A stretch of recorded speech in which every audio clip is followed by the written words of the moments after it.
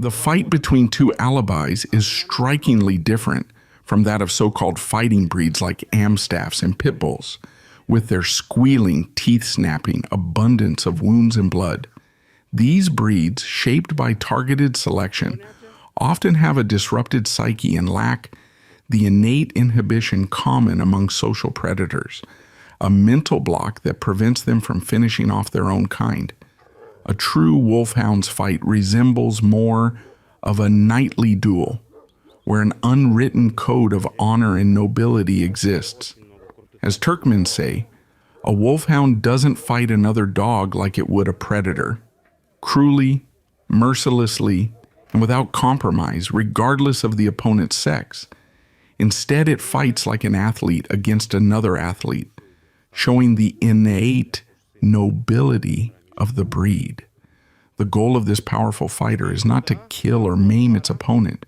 It's enough for him to prove his dominance by driving the rival off his territory. We are firmly against matches where pit bulls or similar breeds are pitted against alibis. Such confrontations ignore the distinct psychological traits of the latter. The alibi's behavior is ritualized. He will not finish off a dog that has shown submission by whining, baring its teeth, or backing off.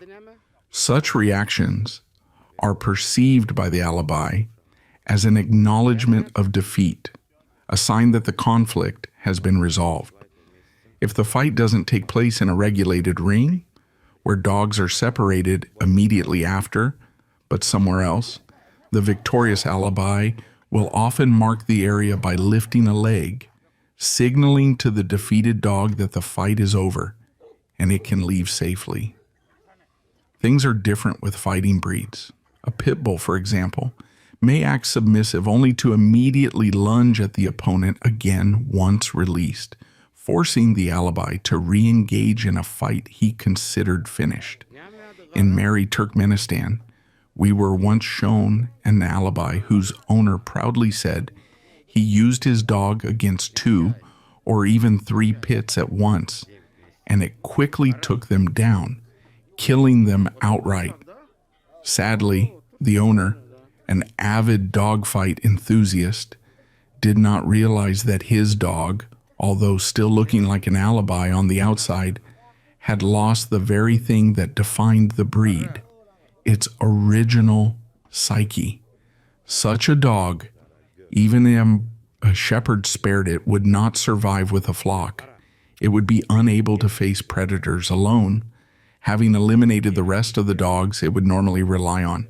During a fight, the wolfhound not only hones its combat skills in preparation for possible encounters with predators, but also undergoes a kind of test to determine whether it's suitable for breeding.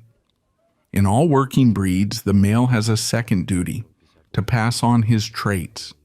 A dog that cannot stand up for itself has no right to remain with a flock. This is what Turkmen shepherds believed and still believe today. During the fight, what's evaluated is how the dog performs, its endurance, pain tolerance, and bite technique.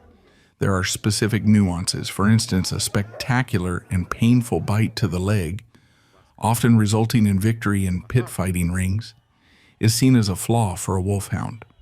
In a real fight with a wolf, which attacks with speed and aggression, such a bite would leave the dog vulnerable to many wounds, potentially fatal.